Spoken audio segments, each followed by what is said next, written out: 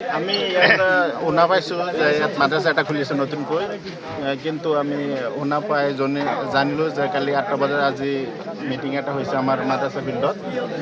Meeting হৈ যে সিহঁতে কথা বতৰা পাতিছোঁ আমি সিহঁতৰ লগত, আমাৰ ধৰ্মৰ লগত মিলা নাই সিহঁতৰ যিটো শিক্ষা ব্যৱস্থা এইটো আমাৰ ধৰ্মৰ লগত শিকা নাই, আৰু সিহঁতৰ মোবাইলত কিবা আপডেট দি কিবা ফটো চটো কিবা দেখাই ল'ৰা ছোৱালীক অশ্লীল ভাষা শিকাই এনেকুৱা শিকাই আছে সিহঁতক, আমি শুনা পাইছোঁ। কি ক'ব যেতিয়া পুলিচে এইটো উৎখাত কৰিলে ভাল পাইছে নে আপোনালোকে?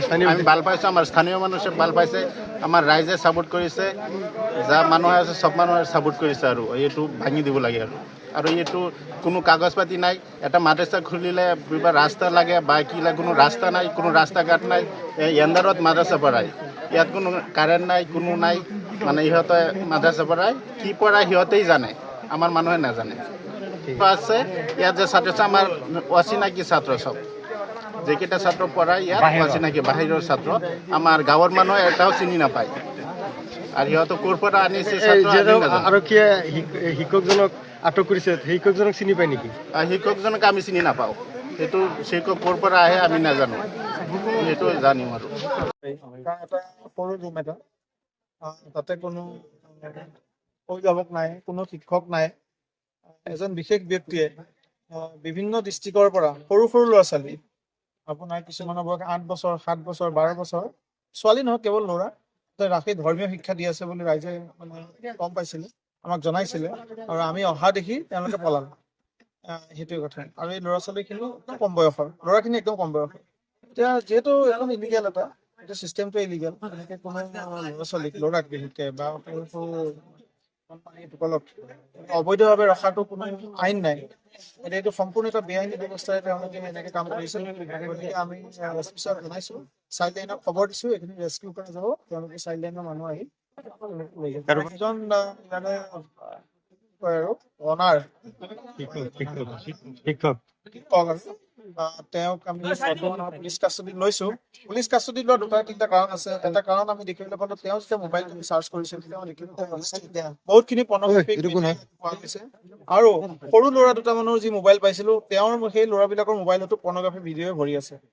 গতিকে আমাৰ সন্দেহ হয় ইয়াত কোনো ভাল শিক্ষাৰ কাৰণে ৰখা নাই, ধৰ্মীয় শিক্ষা ব্যৱস্থাৰ নামত তেওঁলোকে অন্য কিবা শিক্ষাহে দিছে নেকি, আমাৰ সন্দেহ হৈছে। গতিকে এনে অনুষ্ঠান বন্ধ কৰিব লাগিব। গতিকে আমি আইনমতে যিখিনি কৰণীয় আছে সেইখিনি কৰিম। ক্লাছ মোৰ আৰবী ক্লাছটো হ'ল প্ৰথমতে গুলিস্তা, তাৰপৰা কিতাপৰ নাম হ'ল বুস্তা, মিনহাজুল আৰবী, তছহিলুল মাসাদিৰ, ফাৰ্চী পেহেলি, আমিৰে শৰিয়াত, কানুনে শৰিয়াত, আৰু জেনেৰেল শিক্ষা আছে, এইটো চাৰাই আছে, তেখেতে ক'ব বালিডোঙা। ডিগ্ৰী মই মুফতি সুলেমান আলী। ইয়াতে 25 জন ল'ৰা আছে মুঠ।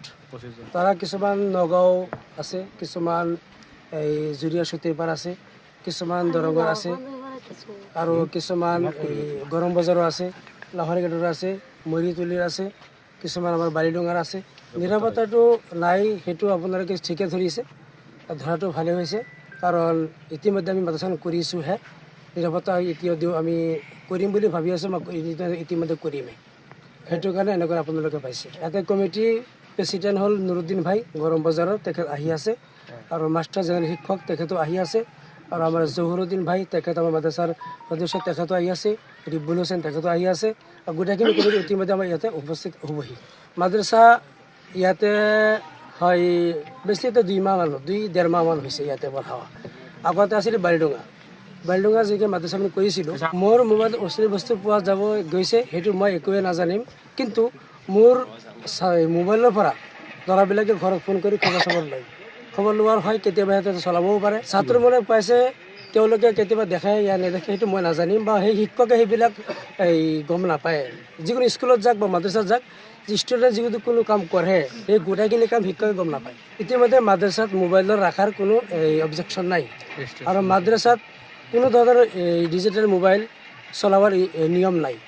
তাৰপিছতো মাদ্ৰাছাত নেচাব মানে কিতাপৰ যিটো ছাবজেক্টটো নথকাৰ কাৰণে কিছুমান কিতাপ গুগলত চাৰ্চ কৰি আনি ক্লাছত সেইবিলাক কিতাপ পঢ়া হোৱাৰ কাৰণে তেওঁলোকে মোবাইল মই দিয়া নাই, মই ইজাজত দিয়া নাই, হয়তো তেওঁলোক ঘৰৰ পৰা লৈ আহিছে। চাওক, এই ৰেজিষ্ট্ৰেশ্যনৰ বিষয়ে মই বেছি ক'বলৈ নাযাম। সৰুকৈ এটা ক'ব বিচাৰোঁ যে আমাৰ বৰবৰী লহৰীঘাট মিৰাজুল ভাই আমাৰ কমিটি গোটেইখিনিক লৈ যায় মৰিগাঁও কোৰ্টত। তাৰপিছত এইখিনি কাম কৰি ৰেজিষ্ট্ৰেশ্যন নম্বৰ আমাৰ দিছে, যিটো ইয়াতে যিটো আপুনি চলাব পাৰিব, মাদ্ৰাছা চলাওক, কোনো অসুবিধা নাই। আৰু বাকীখিনি ৰেজিষ্ট্ৰেশ্যনৰ কাম আমাৰ অনলাইনত চলি আছে, কামখন কৰি আছে। আৰু ইতিমধ্যে সপ্তাহ 10 দিনৰ ভিতৰতে সেইখন ৰেজিষ্ট্ৰেশ্যন আহি যাব।